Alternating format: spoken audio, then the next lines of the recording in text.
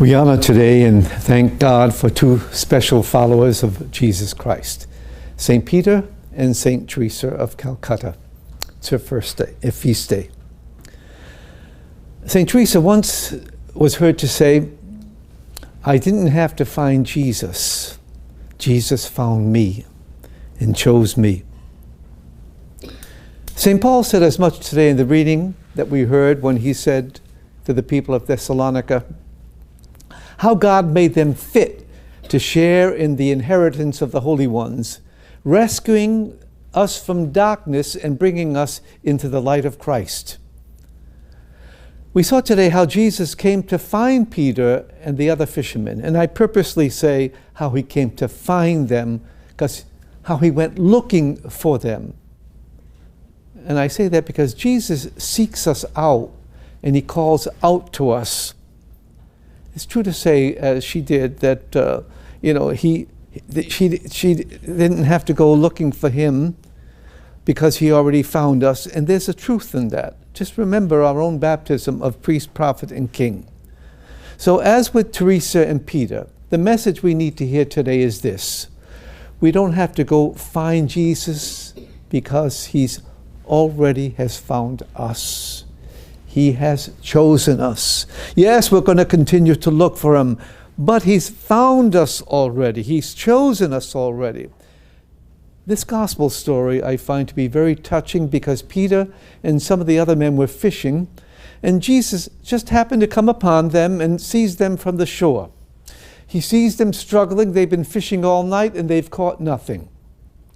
And he called out to Peter, telling him to, look elsewhere and you'll find the fish.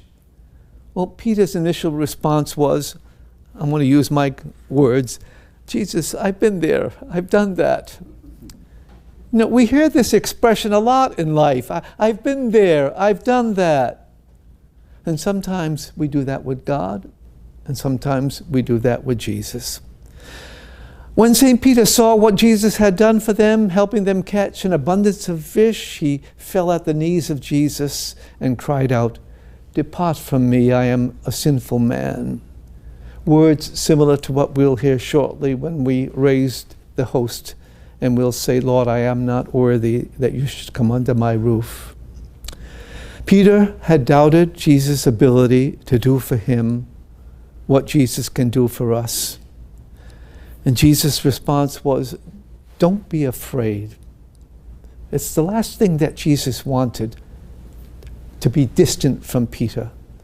Instead, he wanted to draw closer to Peter. And that's why he said to Peter, "Don't be afraid." And he's telling, don't let fear keep us apart. We find sometimes our prayer life appears to be the empty, like the nets that were initially empty. And sometimes we doubt the power of God to do for us what we cannot do for ourselves, again like Peter did.